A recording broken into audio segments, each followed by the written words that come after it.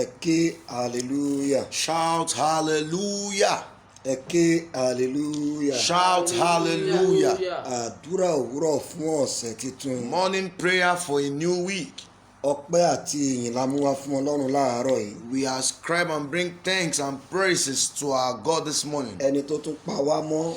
He who has kept us, Tó tún dá wa sí. who preserved us, Tó jẹ́ kí ojú wa rí ìmọ́lẹ̀ alààyè. and caused us to see the bright morning. Rántí pé ọ̀pọ̀ la jọ sùn lálẹ́ àná. Remember, so many slept last night, Ṣùgbọ́n tí wọn ò sí láyé mọ́ lónìí. but they are no more today. Ọ̀pọ̀ la kí pé ó dàárọ̀ lánàá. We greeted so many good nights yesterday, Tí wọn ò lè kí wọn pé ẹ káàárọ̀ láàárọ̀ yìí. so that no one could greet them good morning Mo fẹ́ kó today. bẹ̀rẹ̀ sí dúpẹ́ lọ́wọ́ I Ọlọ́run. want you to begin to appreciate God. Ọlọ́run ó ṣe fún ọwọ́ agbára rẹ. Lord, I thank you for your hand of power Tó o fi dá mi sí. that you use in preserving Tó o me, fi pa mí mọ́. that you use in keeping me. Wá orin ọpẹ́ kan lẹ́nu rẹ. Get a song of thanksgiving Kọ sí ọba àwọn ọba. and sing to the King of Kings. Ó ní ohun rere ni láti máa fi ọpẹ́ fún Olúwa. Says it is a good thing to give thanks to Àti God láti máa kọrin sí orúkọ and rẹ̀ to sing to His káàkiri. name, the Most High Àti God, láti máa fi ìṣeun ìfẹ́ rẹ hàn ní òwúrọ̀. and to show His good Àti tidings in the òtítọ́ morning rẹ lé alalẹ́. and His truths at night. Wá orin ọpẹ́ tó bá dá sí. Get a very nice song Ó of ṣeun thanksgiving. Olúwa. Thank you, Lord Ó Jesus. ṣeun Olúwa. Thank you, Lord Ó Jesus. ṣeun Olúwa. Thank you, Lord Fún Jesus, àánú rẹ tó pa mí mọ́. for your mercy that Fún kept me, ìdásí rẹ. for your preservation. Ó jẹ́ kí n tún rí ìmọ́lẹ̀ alààyè You caused me lónìí. to see this bright morning today. Jésù Olúwa wa. In Jesus' name we have prayed. Olúwa. Olúwa wa. Orúkọ rẹ̀ ti níyì tó ní gbogbo ayé. Orúkọ rẹ̀ ti níyì tó. Olúwa. Olúwa, Olúwa wa. orúkọ rẹ̀ ti níyì tó ní gbogbo ayé.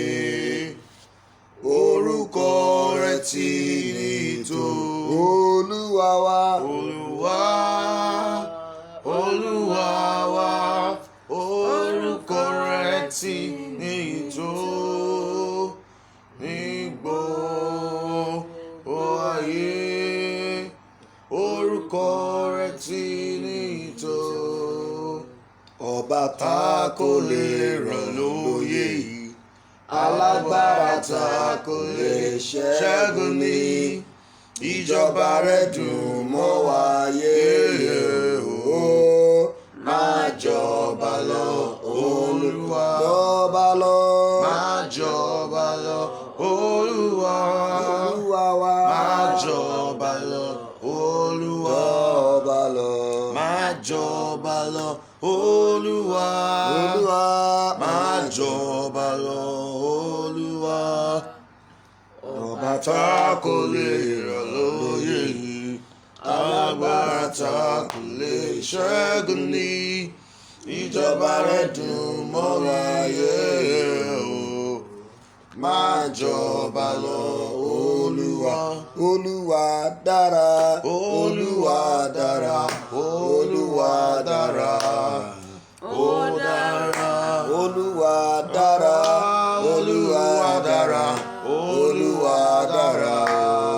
Ó dára, Olúwa dára. dára. Ó dára, Olúwa dára.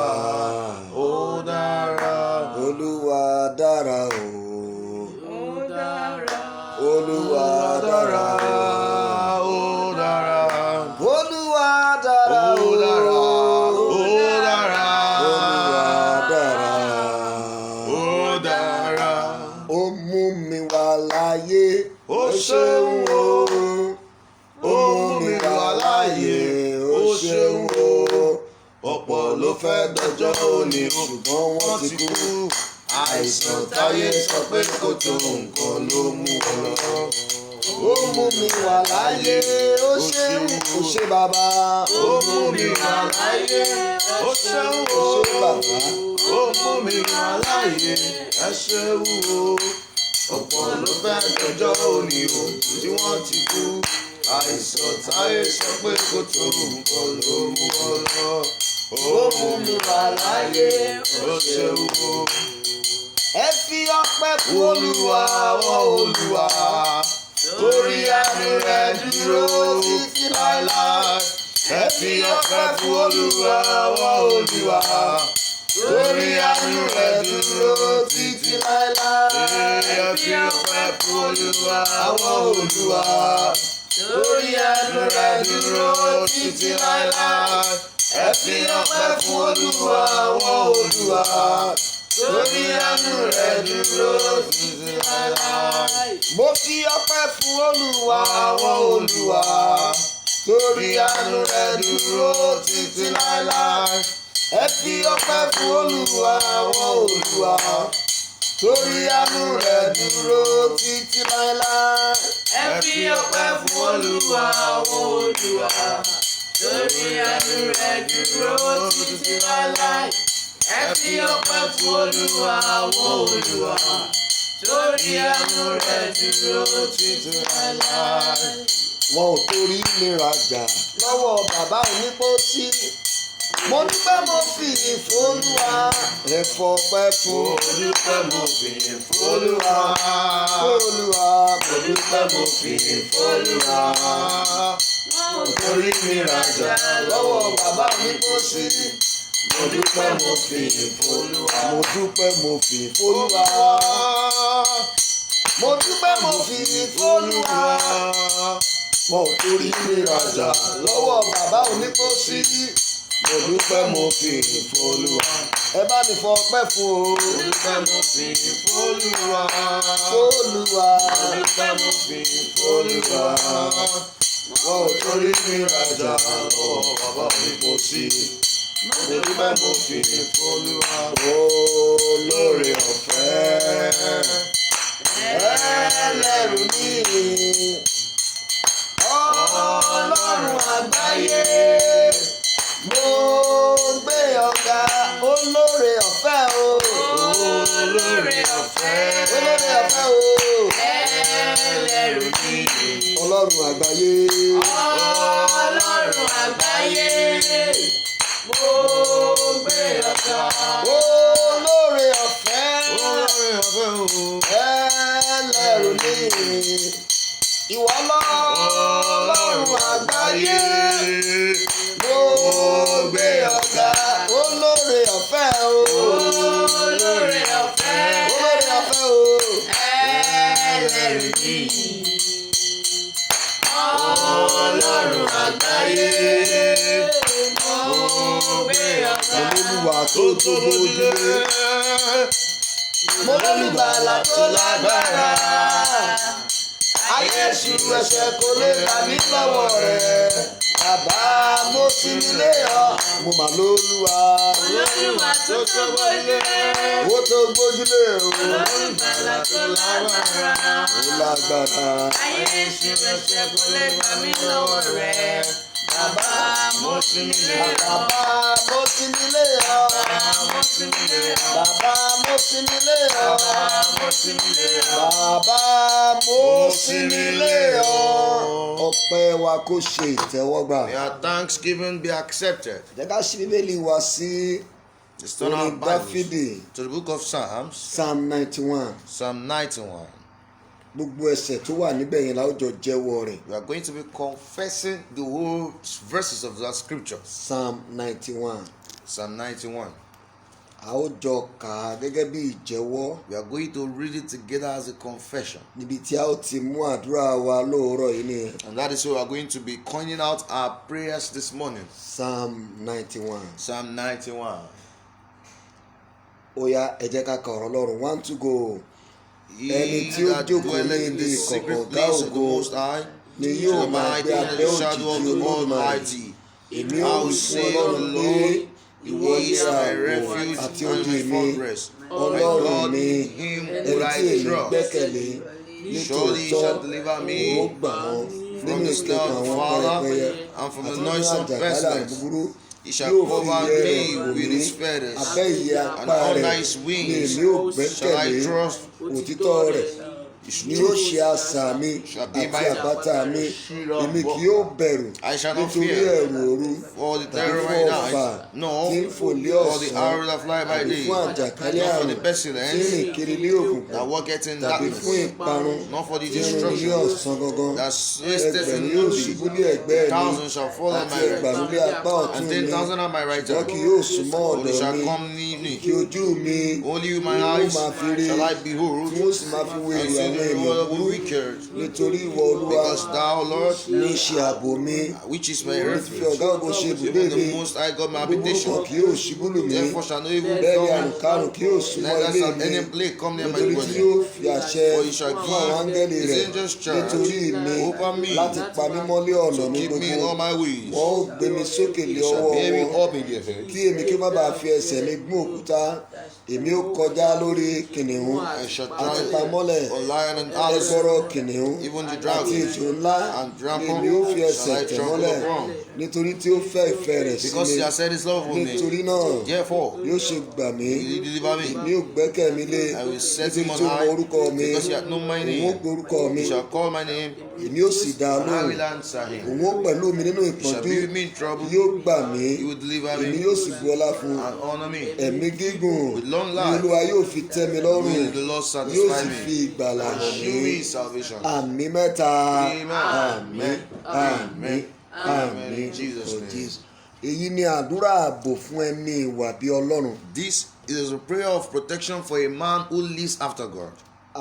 Ẹsẹ̀ ìkọkànlá yẹn la ó ti mú àkọlé àdúrà wa láàárọ̀ yìí. We'll be taking the topic of our prayers from verse 11. Ó kà báyìí ní ẹsẹ̀ kọkànlá It yẹn. reads us in verse 11. Ó ní nítorí tí yóò fi àṣẹ fún àwọn áńgẹ́lì rẹ̀ It says, for he shall give his angels charge nítorí rẹ̀ over thee, láti pa ọ́ mọ́ lé ọ̀nà rẹ̀ to gbogbo. keep thee in all thy ways. Àkọlé àdúrà wa láàárọ̀ yìí ni mo pè ní The topic of our prayer this morning we have titled, Olúwa Lord, fi àṣẹ fún àwọn áńgẹ́lì give rẹ̀. your angels charge. Fi àṣẹ fún àwọn áńgẹ́lì rẹ̀. Give your angels charge. A ti wà nínú ayé tó kún fún àjálù lọ́tún lósì. We are in a world that is filled with disasters here and there. Pàápàá nínú ọdún tá a wà yìí. Most especially in this year. Kó tó bojú wẹ̀yìn, kó tó bojú wájú. Before you turn back and look forward, Wọ́n ti lẹ́nìkan kú they mẹ́ẹ̀. would have announced someone's death. Ẹnìkan kú mẹ́ẹ̀. Someone has died there. Ẹnìkan kú mẹ́ẹ̀. Someone has died over there. Ṣùgbọ́n Olúwa sọ nípa tiẹ̀. But the Lord said concerning you, Ó ní ìwọ tó jókòó ní ibi ìkọ̀kọ̀ ọ̀gá ògo. He says, you that dwelleth in the secret O place of máa the Most máa High, gbé abẹ́ òjìji rẹ̀. you shall live Torí under pé His shadow, Ọlọ́run rẹ òun ni ààbò rẹ. because your God is your shield, Torí pé o gbẹ́kẹ̀lé because you put your trust in Him. gbogbo àwọn ìkẹkùn pẹyẹpẹyẹ tá à ń gbọ́ lọ́tún lósì yẹn. All the snares of the fowlers we hear here and Àti there, àjàkálẹ̀ àrùn búburú yẹn. and the noisome pestilence. Ó rán mi láti tún sọ fún ẹ lẹ́ẹ̀kan sí pé He has sent me to tell you once again, òun yóò ṣe ààbò fún ọ lọ́wọ́ That àwọn àjàkálẹ̀ àrùn He náà. shall be your refuge over all this pestilence. Ìyẹ́ rẹ̀ His wings, yóò fi bò ọ́. He shall cover you with His wings.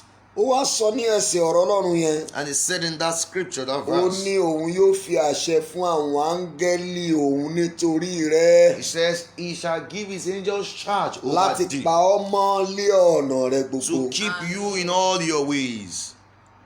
A fẹ́ sọ fún Olúwa láàárọ̀ kó rán àwọn áńgẹ́lì rẹ̀. We want to tell the Lord this morning to send His angels. Kó fi àṣẹ fún àwọn áńgẹ́lì rẹ̀ We want to tell Him to give His angels charge láti pa wá mọ́ lé ọ̀nà wa. in order to keep us in all our ways. Ọ̀rọ̀ rẹ̀ ní ẹ máa ra ìgbà padà. His word says, redeeming back the days, Torí búburú lé àwọn ọjọ́. because the days are full of evil. Ìrìn àjò láti inú sitting room sí bedroom lẹ́lòmíràn tí ò dẹ̀ padà jáde mọ́. Some people embarked on a journey from the bedroom to the sitting room and they could not return. Ọjọ́ gbogbo ló kún fún ewu. Every day is full of evil. Ọjọ́ gbogbo ló kún fún àjálù. Every day is full of disaster. Bẹ́ẹ̀ náà ni ọjọ́ gbogbo ló kún fún ìbùkún Ọlọ́run. So also every day is filled and loaded with the blessings of God. Ọjọ́ gbogbo ló kún fún ire Every day is loaded with goodness àti àṣeyọrí. and success. Ṣùgbọ́n mi ń gbàdúrà fún ọ láàárọ̀ But yìí. I'm praying for you this morning. Búburú tó wà nínú ọjọ́ òní. The evil in today, Búburú tó wà nínú ọ̀sẹ̀ the yìí. evil in this week, Lórúkọ Jésù. in the name of Jesus, Gẹ́gẹ́ bí ọ̀rọ̀ Ọlọ́run according to the word of kò ní God, súnmọ́ ọ̀dọ̀ rẹ. it shall not come near you. báwo ni mo ṣe mọ̀? Ó sọ ó ní ẹgbẹ̀rún yóò ṣubú lé ẹ̀gbẹ́ rẹ ní ẹsẹ̀ How do I keje. know? In verse 7 it says 1,000 shall fall at your Ó side, ní àti ẹgbàrún lé apá ọ̀tún rẹ. and he said 10,000 on thy right hand, Ṣùgbọ́n kì yóò súnmọ́ ọ̀dọ̀ but it shall rẹ. not come near thee. Ẹgbẹ̀rún 1,000 àjàkálẹ̀ àrùn lè ṣubú of pestilence can just fall, àti ẹgbàrún and 10,000 àjàkálẹ̀ àrùn lè ṣubú. of pestilence may Ó ní also bó ṣe fall. ń ṣubú yẹn kò ní ṣubú It sọ́dọ̀ rẹ. says, as it falls, it shall Mo not rò pé ó fall máa near ṣàmì you. kò ní ṣubú sọ́dọ̀ rẹ. It shall not fall towards your place. Ohunkóhun tó lè máa ṣẹlẹ̀ nínú ayé, Whatsoever thing that might be happening in the mo world, fẹ́ kó o fi ìgbàgbọ́ rẹ sí ọ̀dọ̀ Ọlọ́run. I'd like you to put your total faith in God. Mo fẹ́ kó o fi ìgbẹ́kẹ̀lé rẹ sínú Ọlọ́run. I'd like you to put your trust in God. Kí o má ṣe jẹ́ kí àyà fò ọ́. And do not be terrified, Torí yóò fi àṣẹ fún àwọn áńgẹ́lì rẹ̀ because he shall give his angels charge nítorí rẹ over you, láti pa ọ́ mọ́ in order to keep you ní ọ̀nà rẹ in gbogbo. all your ways. O lè máa gbọ́ lọ́tún ìṣẹ̀lẹ̀ bí lọ́sì lọ́tún ṣùgbọ́n kò ní yálé rẹ. You may be hearing all sort of things left, right, center, Ṣàmì but it shall dáadáa not kò locate ní your house. yálé rẹ. It shall not locate you, Nítorí because tí yóò fi àṣẹ fún àwọn áńgẹ́lì he rẹ̀ shall give his angels charge over láti you, pa ọ́ mọ́ lé ọ̀nà rẹ to gbogbo. keep you in all your Ẹ ways. jẹ́ ká lọ gbàdúrà. Let us launch into A ó prayers. porúkọ Jésù ní ìgbà mẹ́ta. We call the name of Jesus 3 times. Bàbá mi o, My Father, Olúwa mo dúpẹ́ lọ́wọ́ rẹ. Lord, I thank you, Torí lẹ́ẹ̀kan sí i, because once again, o tún jí mi sí ìmọ́lẹ̀ you alààyè. woke me up to see the bright O morning ò again. jẹ́ kí wọ́n ti pa orúkọ mi rẹ́ kúrò You did not cause my name to be nínú raised ìwé àwọn from alààyè. the record of the living. Ó yá gbàdúrà ọpẹ́. your mouth and pray. Orúkọ Jésù. In the name of Jesus. Bàbá mi o, Ọlọ́run ẹ ṣé torí pé lẹ́ẹ̀kan sí i, o mú mi rí ìmọ́lẹ̀ alààyè. O ò jẹ́ kí wọ́n ti pa orúkọ mi rẹ́ kúrò nínú ìwé ọ̀hún alààyè. Olúwa ẹ ṣé, Olúwa gba ọpẹ́. Olúwa ẹ ṣé o. Lord, I thank you. Olúwa ẹ ṣé o. Lord, I thank you. Olúwa ẹ ṣé o. Thank you, Lord Jesus. Olúwa ẹ ṣé o. Lord, I thank you. Olúwa ẹ ṣé o. Lord, I thank you. Gbọ́ Yeah, àdúrà prayer. Jésù Olúwa wa. In Jesus' name we pray. Mo máa fẹ́ ká tún àdúrà yẹn gbà. I'd like us to pray that prayer once again. Èmi àti lára àwọn ọmọ wákàtí ìtúsílẹ̀ kan nílùú UK la jọ ń sọ̀rọ̀ lórí fóònù lánàá. Myself and one of the members of our deliverance in the UK were discussing yesterday. Ohun àkọ́kọ́ tó máa sọ ní pé ṣé ẹ gbọ́ pé pásítọ̀ Lágbádá ti kú. The first thing he said was, did you hear that so pastor has died? Pásítọ̀ Lágbádá ò lò. I said, which pastor died? Ẹ má sọ̀sọ̀ kú sọ o. Don't say something bad. Wọ́n ló mà ti kú. He said, the Ẹ pastor tó is sì dead. ṣe program ní on the 22 kí ni 22 yẹn. What was that 22? He still did program on the 22. Láàárín ọ̀sẹ̀ yìí ni 22 àbí Just within this week. ọ̀sẹ̀ tó kọjá. Mo dẹ̀ jókòó mi. And I sat down. Ìgbẹ̀yìn ayé ti dé. At the end time has come. Ẹ jẹ́ á dúpẹ́ lọ́wọ́ Ọlọ́run. Àwọn tí kìíní ìṣẹ̀lẹ̀ sí àfihàn wọn. We are not just mocking those who are partakers of all A this. fi ń pe ara wa sí We àkíyèsára are ni. using that to call ourselves to caution.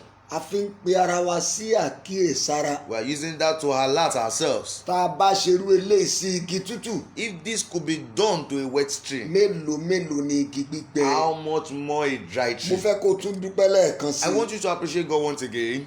Olúwa, Lord, mo dúpẹ́ lọ́wọ́ rẹ. I thank you Ó tún wọ̀n nínú àánú rẹ because it pleases you in your mercy. láti jẹ́ kí n rí ìmọ́lẹ̀ alààyè lẹ́ẹ̀kan sí i. Cause me to see the bright morning once Ó again. jẹ́ kí ojú mi ti padé sínú ikú You kílẹ̀ ò did tó not mọ́. allow my face to be close to Ó death. yá ẹ gbàdúrà. In the name of Jesus. Orúkọ In the name Jésù. of Jesus. Bàbá mi o. My Father. Olúwa mo dúpẹ́ lọ́wọ́ Oh rẹ. Lord, I thank you. Torí pé Because o tún fún mi ní oore ọ̀fẹ́ give me the grace láti jẹ́ kí n rí ìmọ́lẹ̀ alààyè to see the lónìí. bright morning today. Ọba àwọn ọba ẹ mà ṣe o. King of kings, I Ẹ thank you. jẹ́ kí ojú mi ó padé sínú You did ikú. not cause my eyes to close in death. Olúwa ṣe o. Thank you, Lord. Olúwa ṣe o. Thank you, Lord. Olúwa ṣe o. Thank you, Lord. Olúwa ṣe o. Thank you, Lord. Gbọ́ àdúrà Yeah, prayer. Jésù Olúwa wa. In Jesus' name we pray. Ká tó wọnú àdúrà lọ, Before we go into our prayers, arákùnrin àti arábìnrin, brothers and sisters, bó ṣe rí nígbà ayé Nóà, as it is in the days of ó Noah, ń bẹ nísìnyí o. so it is in these days. Ẹ wá ní gbogbo tó ń ṣẹlẹ̀ yẹn kò sí tó máa ṣẹlẹ̀. You see all that is happening, nothing will Òpin happen. ayé ti súnmọ́lé o. The end is near. Tó o bá ṣì wà lábẹ́ ohùn mi tó ń gbóhùn mi, If you are still under the sound of my voice and you hear tó my o voice, ní ìdánilójú ìgbàlà rẹ, and you don't have the assurance of tó your ì tí ì salvation, fi ayé rẹ fún Jésù, you've not given your life to mo fi Jesus. Jésù lọ lẹ́ẹ̀kan sí o. I introduce Jesus to you once Fi again. ọkàn rẹ fún Jésù. Give your heart to Jesus. Ìjọba Ọlọ́run lè má tí ì dé ṣùgbọ́n kíkú dé. The kingdom of God might not come, but death may Kíkú come. bá dé lọ́la, If death comes níbo tomorrow, ló yọjú sí? where will you appear? Gbogbo àwọn tá à ń gbọ́ lọ́tún lósì wọn mọ̀ pé kú lè dé o. Those we were hearing about, they never knew death could come. Give your life to Christ before it is too late. Ìyá ayé rẹ fún Kristi kí o tó pẹ́ jù. Pe ara rẹ sínú ìrònúpìwàdà. Call yourself back to Tó o repentance. bá dẹ̀ jẹ́ ọmọ Ọlọ́run lóòótọ́, And if indeed you are a child of God, tó o ti ṣubú sínú ẹ̀ṣẹ̀, and you fell into sin, tàbí ò ń fi ẹ̀ṣẹ̀ ṣeré, or you toy with sin, tètè padà sí ẹsẹ̀ àgbélébù. quickly return back to the feet of the Wá cross. béèrè fún àánú àti oore Come ọ̀fẹ́. and ask for the grace and mercy. Tó o bá ń fi ẹ̀ṣẹ̀ ṣeré, If you toy with sin, jáwọ́ nínú ẹ̀ṣẹ̀. stop that sin, Torí ọkọ ìyàwó ò ní fẹ́rẹ̀ dé mọ́. because the bridegroom will soon be back. Jésù Olúwa máa tó dé. The Lord Jesus will soon A ti return. wà ní ìgbẹ̀yìn ayé. We are in the end time. A ti wà ní ìgbẹ̀yìn òpin ayé. We are in the end time. Ohunkóhun ló lè ṣẹlẹ̀. Anything can happen. Ó ní àwọn méjì a máa rìn lọ. He says two people will be working A ó together, mú ọ̀kan, and one shall be cut off, a ó sì fi èkejì and the sílẹ̀. other shall be left behind. Ṣáà ti máa mú ọ̀kọ̀ọ̀kan báyìí. Haven't we start picking each and individual Ṣáà ti ones? máa mú ọ̀kọ̀ọ̀kan lọ. Haven't we start picking individuals? Pe ara rẹ wá sínú ìrònú Call pìwàdà. yourself back to repentance. Gbogbo ohun afẹ́ ayé tó ń lé káàkiri pa ti sẹ́gbẹ́ kan. Leave aside all the things of this world you are busy Bá pursuing. Jésù Olúwa dọ́rẹ̀ kò rí kò sùn lónìí. Become an intimate friend with the Lord Jesus. Ó ní ẹ wá Olúwa nígbà tí ẹ lè rí. Say, seek the Lord when he may be Ẹ found. pè é nígbà tó wà Call on nítòsí. him while he is near. Bí a ti ní àwọn wòlíì ńgbà yẹn tó ń kì wá nílọ̀. As we had prophets who were warning us then, Bẹ́ẹ̀ náà ni Ọlọ́run gbé àwa náà kalẹ̀ láti máa kì ọ́ nílọ̀. so also God has set aside to warn you. Ó ní ẹnikẹ́ni tá ò bá rí orúkọ rẹ̀ nínú ìwé ìyè. Anyone whose name is not found in the book of A life ó sọ ọ́ sínú adágún iná. shall be casted into the burning fire. Ká tó lọ gbàdúrà ó wà lábẹ́ iṣẹ́ ìránṣẹ́ yìí. Before we go to pray, you're under this O ministration. tí ì fi ayé rẹ̀ fún You are Jésù. not giving your life to Jesus. Oore ọ̀fẹ́ wà lẹ́ẹ̀kan sí. There is grace once again. Níbi tó wà yẹn mo fẹ́ kó gbé ọwọ́ rẹ lé àyà rẹ. Right there where you are, I want you to place your hand on your chest. Kó máa wí tẹ̀lé mi pé You say after me that, Jésù Olúwa, Lord Jesus, mo wá síwájú rẹ lónìí I come before you today gẹ́gẹ́ bí ẹlẹ́ṣẹ̀. as a sinner. Olúwa dáríjì mi. Lord, forgive me. Olúwa pa ẹ̀ṣẹ̀ mi rẹ́. Lord, cleanse my sins. Lónìí Today, mo jẹ́wọ́ Jésù Kristi I confess Jesus ní Christ Olúwa àti olùgbàlà mi. as my Lord and Savior. Lónìí Today, mo jẹ́wọ́ pé mo di àtúnbí. I confess that I'm born again. Lónìí Today, mo jẹ́wọ́ pé mo di ọmọ Ọlọ́run. I confess that I'm a child of God. Olúwa ràn ìpinnu mi lọ́wọ́. Oh Lord, help my decision. Jésù Olúwa wa. In Jesus' name we pray. Tó o bá ti sọ ìjẹ́wọ́ yẹn mo gbàdúrà fún ọ ní orúkọ You Olúwa. have made that confession. I pray for you in the name of the Lord. O ti di ọmọ ìgbàlà lónìí, o ò ní di ọmọ ìgbémọ́. You have become saved today. You shall not become sons of perdition Ìgbàlà again. rẹ kò ní bọ́ sọnù lọ́wọ́ rẹ. Your salvation shall not get lost. Olúwa kó dárí ẹ̀ṣẹ̀ rẹ jì ọ́. Let the Lord forgive all your O sins. ti di ọmọ Ọlọ́run. You have become a child of O God. ò ní parí ìrìn àjò rẹ sí ọ̀run ìgbé. You shall not end your journey in hell. Jésù Olúwa wa. In Jesus' mighty name, we are prayed. Ẹ jẹ́ á lọ gbàdúrà. Let us pray. Ẹ pe orúkọ Jésù lẹ́ẹ̀kan. Call on the name of Jesus. Wà ní once. bàbá mi o. Say, my Father, Bí mo ti ń rìnrìn àjò mi lọ lọ́sẹ̀ yìí. as I embark on my journey this week, Pàṣẹ fún àwọn áńgẹ́lì rẹ̀ give your angels charge láti máa pa mí mọ́ ní ọ̀nà mi gbogbo. over me in all my Ó ways. yá gbàdúrà In the name of bẹ́ẹ̀. Jesus. Orúkọ In the Jésù. mighty name of Jesus. Bàbá mi o. My Father. Olúwa. Lord, Bí mo ti ń lọ ní ìrìn àjò mi lọ́sẹ̀ as yìí. I embark on my journey this week, Pàṣẹ fún àwọn áńgẹ́lì rẹ̀ command your angels láti pa mí mọ́ ní ọ̀nà mi to gbogbo. give me charge in all my ways. Bí àwọn ọmọ mi ti ń rìnrìn àjò wọn lọ As lọ́sẹ̀ my yìí. children embark on their journey this week, Bí aya mi yóò ti máa rìnrìn àjò rẹ̀ lọ lọ́sẹ̀ yìí. why have we been embarking on our journey Pàṣẹ this week? fún àwọn áńgẹ́lì rẹ̀ Give your angels charge láti pa wá mọ́ ní ọ̀nà rẹ̀. over us in all your ways. Láti pa wá mọ́ ní ọ̀nà rẹ̀. To give us charge over our Olúwa ways. pàṣẹ Lord, command fún àwọn áńgẹ́lì your rẹ̀ angels láti pa mí mọ́ ní ọ̀nà mi to keep gbogbo. us in all our ways. Gbọ́ àdúrà gbàdúrà Yeah, ní prayers. orúkọ Jésù Kristi Olúwa wa. In Jesus' name we pray. Jésù Olúwa wa. In Jesus' name we Ẹ pray. pe orúkọ Jésù lẹ́ẹ̀kan. God, in the name of Jesus, Wà ní bàbá mi o. you say, my Father, Ọfà ikú tí ò lè ṣe kó má fò nínú ọ̀sẹ̀ yìí. the arrow of death that can't do without flying this week. Pàṣẹ fún àwọn áńgẹ́lì rẹ Command your angel láti rí ọfà náà kúrò lórí to èmi àti ẹbí reverse mi. such arrow from all my family. Ó yá gbàdúrà Open your mouth and pray. bẹ́ẹ̀. Orúkọ In the name Jésù. of Jesus. Bàbá mi o. My Father. Olúwa. Lord. Ọfà ikú òjijì The arrow of tí ò sudden lè death ṣe kó má fò nínú ọ̀sẹ̀ that can't do yìí. without flying Olúwa about this pàṣẹ week. fún àwọn áńgẹ́lì Lord, rẹ command your angel láti ré kúrò lórí to mi. reverse it from my head. Pàṣẹ fún àwọn áńgẹ́lì rẹ Command your angels láti ré dànù kúrò lórí to èmi àti reverse it ẹbí from mi. all my family. Ẹ sọ̀rọ̀. Pray. Ọfà ikú tí ò lè ṣe kó má fò The arrow of death that can't do nínú without flying. ọ̀sẹ̀ yìí. In this week, Olúwa pàṣẹ fún àwọn áńgẹ́lì Lord, rẹ give your angels charge. láti ré kúrò lórí èmi àti Take ẹbí it off mi. from all my family. Gbọ́ àdúrà. Yeah, prayer. Jésù Olúwa wa. In Jesus' name we pray. Jésù Kristi Olúwa wa. Jesus' mighty name we are Ó ní praying. ní tòótọ́ òun ó gbà ọ́ nínú ìkẹkùn àwọn pẹyẹpẹyẹ Surely he shall deliver thee from the snare of the Father àti nínú àjàkálẹ̀ àrùn and búburú. from the noisome pestilence. Ẹ jẹ́ á sọ fún Ọlọ́run Let us pray and tell it to God. níbi tí wọ́n dẹ páńpẹ́ ikú sílẹ̀ fún mi lọ́sẹ̀ yìí. Wherever they have set the trap of death for me this week, Olúwa pàṣẹ fún àwọn áńgẹ́lì rẹ̀ Lord, give your angels charge. àti páńpẹ́ Both the trap àtẹ̀ntó dẹ́ and the setter. káwọn áńgẹ́lì rẹ̀ ó lù wọ́n bolẹ̀. Let your angels strike Ó them down. yá gbàdúrà bẹ́ẹ̀. In the name of Jesus. Orúkọ In the Jésù. name of Jesus. Bàbá mi o. My Father. Olúwa níbikíbi tí wọ́n ti dẹ páńpẹ́ ikú sílẹ̀ fún mi. Lord, wherever they have Àti set the fún àwọn trap ẹbí of mi nínú darkness ọ̀sẹ̀ and yìí. for my family, Pàṣẹ fún àwọn áńgẹ́lì give rẹ̀ your angels charge. àti páńpẹ́ àtẹ̀ntó dẹ́. The trap and the setter. Áńgẹ́lì Ọlọ́run. Angel of the Ó Lord. yẹ ẹ lù wọ́n bolẹ̀. Strike them down. Ẹ lù wọ́n bolẹ̀. Strike them down. Ẹ lù wọ́n bolẹ̀. Strike them down. Ẹ lù wọ́n bolẹ̀. Strike them down. Ẹ lù wọ́n bolẹ̀. Strike them down. Ẹ lù wọ́n bolẹ̀. Strike them down. Ẹ lù wọ́n bolẹ̀. Strike them down. Ẹ lù wọ́n bolẹ̀. Strike them Ẹ down. lù wọ́n bolẹ̀. Strike them down. Gbọ́ àdúrà. Yeah, prayer. Jésù Olúwa wa. In Jesus' name we pray. Sọ fún Ọlọ́run. Tell it to God. Ìjì àjàkálẹ̀ àrùn búburú The storm of noisome tí ò lè pestilence ṣe kó má jà nínú ọ̀sẹ̀ that yìí. cannot do without striking this week. Olúwa má jẹ́ ó jáde lé Lord, mi. don't let it strike towards my Pàṣẹ house. fún àwọn áńgẹ́lì rẹ. Give your angels Kán charge ṣe ààbò lórí ilé mi. to protect my Ó household. yá àdúrà. In the name of Jesus. Orúkọ In the Jésù. name of Jesus. Bàbá mi o. My Father. Olúwa. Lord. Ìjì àjàkálẹ̀ àrùn búburú The storm of tí noisome ò lè pestilence ṣe kó má jà nínú ọ̀sẹ̀ yìí. cannot do without striking Nínú this oṣù week. yìí, nínú In this ọdún month, yìí. in this year. Olúwa.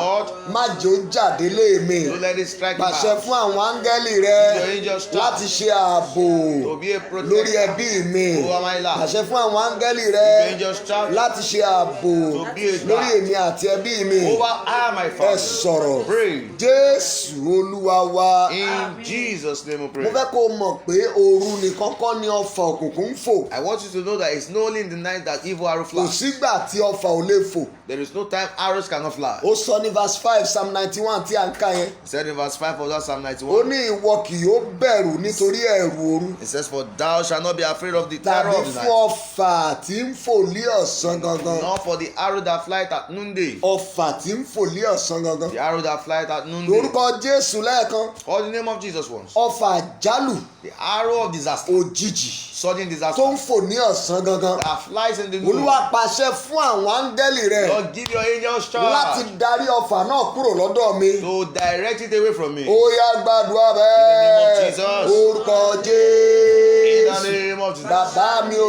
My Father.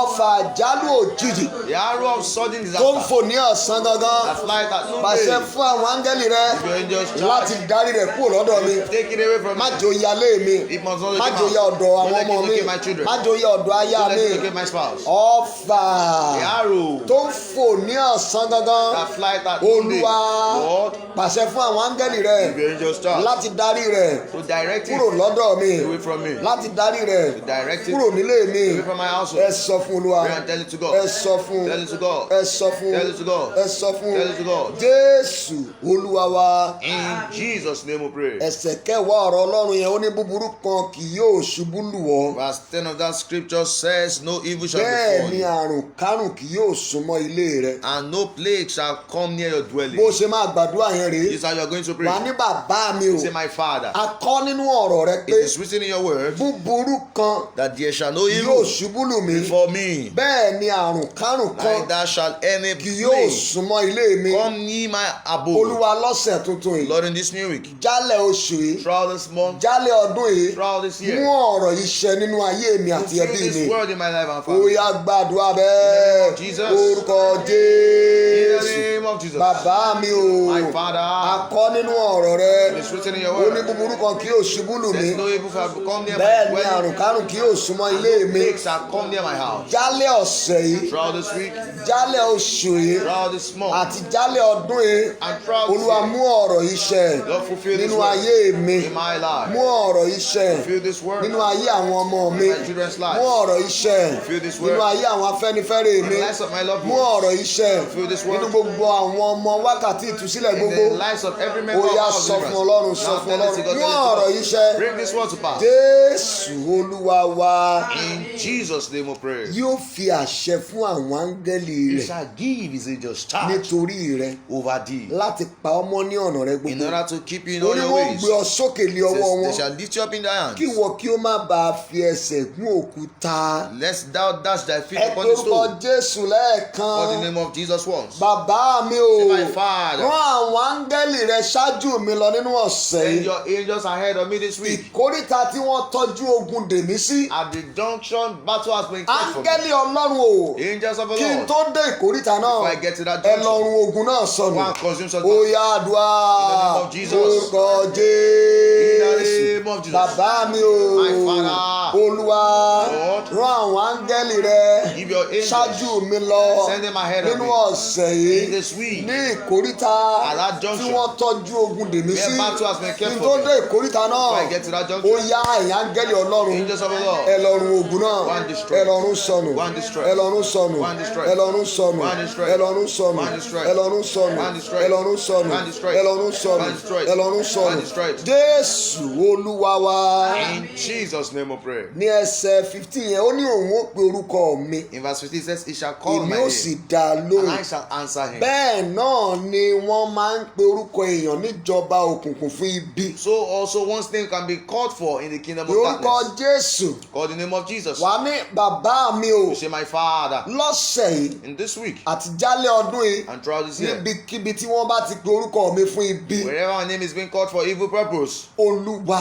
Lord, fi ìbínú rẹ dá wọn lóhùn answer them by your kó o anger sì run wọn sọnù. and destroy Ó them. yá gbàdúrà In the name of Jesus. orúkọ In Jésù. the name of Jesus, Bàbá mi o, my Father, lọ́sẹ̀ yìí this week àti jálẹ̀ ọdún yìí and throughout this year, níbikíbi tó bá ti pe orúkọ mi fún ibi. wherever they have called my name Olúwa fi ìbínú rẹ dá wọn lóhùn. for, Lord, scatter Ìwọ ni by kó your dá wọn lóhùn answer them nínú ìbínú rẹ. in your Dá anger, wọn lóhùn answer kó them run wọn sọnù. and destroy them. Dá wọn lóhùn Answer them kó run wọn sọnù. and destroy them. Dá wọn lóhùn Answer kó them run wọn and sọnù. destroy them. Dá wọn lóhùn Answer them kó run wọn sọnù. and destroy them. Gbọ́ àdúrà Yeah, prayer. Jésù Olúwa wa. In Jesus' name we pray. Mo wá fẹ́ kó o rán àwọn áńgẹ́lì yẹn níṣẹ́ báyìí. And I want you to send this Wà ní ẹ̀yin áńgẹ́lì Ọlọ́run alààyè. Oh, ye angels of the living God, Ẹ kọjá lọ sí orígun mẹ́rẹ̀ẹ̀rin àgbáyé. go to the four corners of the world. Ibi gbogbo tí ire mi wà. Wherever my goodness Ẹ lọ is, gbà á wá fún mi. Go and bring it out for Ó me. yá gbàdúrà In the bẹ́ẹ̀. name of Jesus. Orúkọ in Jésù. the name of Bàbá mi o. My Father.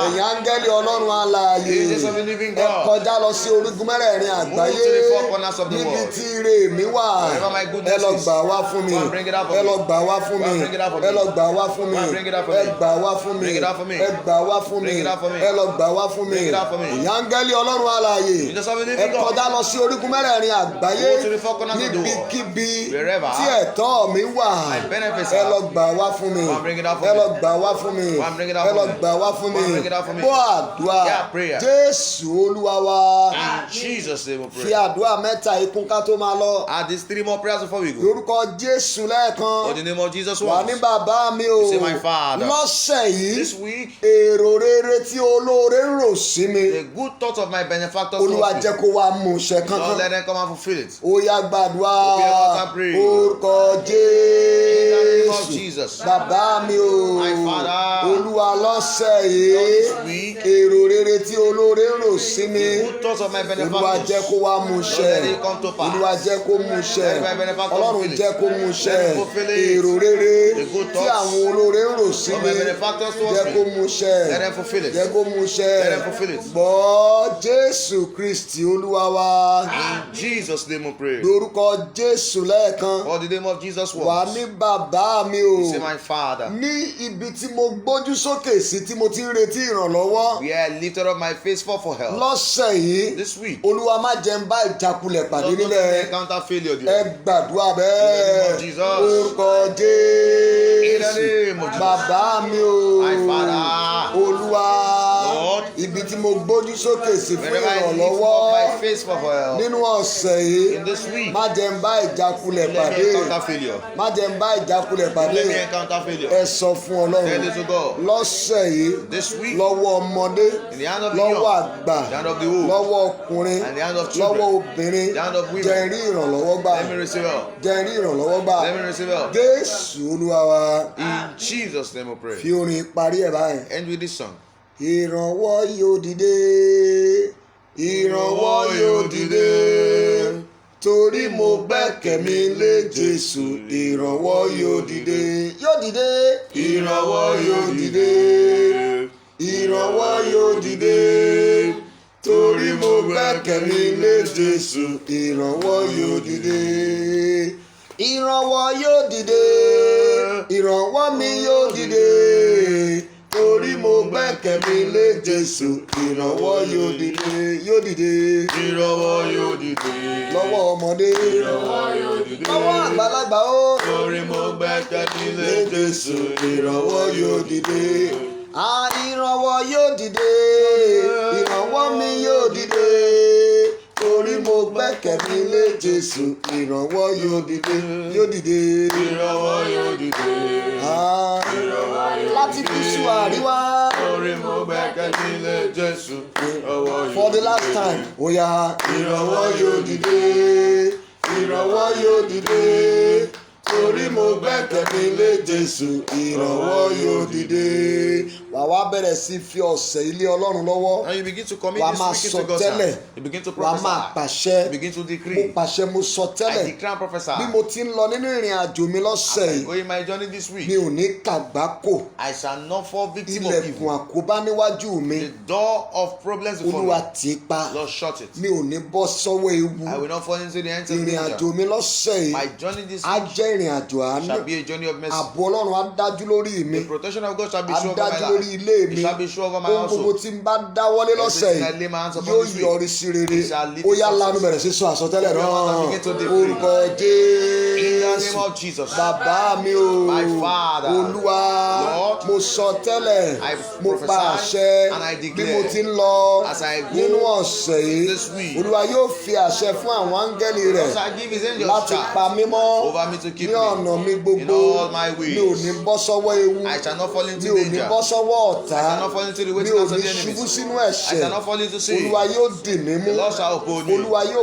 pa mí mọ́ The Lord shall keep me. àdáwọ́lé mi All my á yọrí pursuits sí rere shall lead to success. ààbò Ọlọ́run The protection of á wà God lórí ilé shall mi be upon my household. ààbò Ọlọ́run The protection of á wà God lórí ẹbí shall be mi upon my family. bẹ́ẹ̀ ló dẹ̀ ṣe máa rí So shall it be. ní orúkọ Jésù Kristi Olúwa wa. In Jesus' name we pray. kí a tó gbàdúrà ẹ gbọ́ àwọn ìfilọ̀ yìí Before we pray, listen to this announcement. ní agbára Ọlọ́run By God's grace, Wednesday ní wákàtí ìtúsílẹ̀ Wednesdays are láago our deliverance mẹ́sàn-án sí mọ́kànlá from 9 to 11 a.m. tó bá wá di ọjọ́ Saturday And on Saturday, ìpàdé orí òkè we shall be having our mountain ó program. máa wáyé ní àárọ̀ To be coming up in the ní morning aago mẹ́jọ by 8 sí mọ́kànlá. to 11. bákan náà ẹ má jẹ́ ká gbàgbé àdúrà àsọtẹ́lẹ̀ fún oṣù tuntun Don't let's forget the prophetic prayer for the new ó month. máa wáyé ní Tuesday 30th of June ní aago méjìlá. Come up on Tuesday, 30th of June by 12 a.m. ẹ jẹ́ ká fi sọ́kàn. Let us put it in mind. bákan náà ni ìṣòro aládàáṣe tá a máa ń ṣe ní gbogbo Thursday So also our personal vigil on Thursday ó máa wá sáyé. shall be coming up. ìṣòro 21 days àti bẹ̀rẹ̀ ń gbà Our yẹn 21 days vigil would have started by then. gbogbo àwọn ìpàdé tá a máa ń ṣe láàrin ọ̀sẹ̀ All all our weekly programs. tá a bá ti bẹ̀rẹ̀ ìṣọ́ òru wa yẹn. The moment we start our vigil, àwọn program yẹn ó máa wà on hold. those programs shall be held. ó máa wà on hold. It will be on hold. ìṣọ́ òru 21 days yẹn la ó ti máa pàdé. We'll be meeting at the 21 days vigil. ṣùgbọ́n a ó ṣe ìpàdé orí òkè ti Saturday yẹn We náà. are going to hold that of Saturday. ti láàárọ̀ ní aago mẹ́jọ. That one will be holding in the morning. prayer by room 8. ó máa wà on hold. Prayer room will not be functioning for that moment. àdúrà ọ̀sẹ̀ tuntun ó máa wà on hold. And prayer for the new week will be on hold. ìṣọ́ òru yẹn nìkan Just the vigil. la ó máa ṣe pẹ̀lú wákàtí ìtúsílẹ̀ Wednesday. Be the only meeting we'll be holding an hour of deliverance. bí ó ti ń lọ nínú ọ̀sẹ̀ As yìí you go this week, olúwa yóò pàṣẹ fún àwọn áńgẹ́lì rẹ̀ láti pa ọmọ ní ọ̀nà rẹ gbogbo. the Lord shall give his angels charge to keep you in all your ways. o ò ní bọ́ sọ́wọ́ ọ̀tá o. You shall not fall into the hands of the o ò ní enemies. ṣubú sínú ẹ̀ṣẹ̀.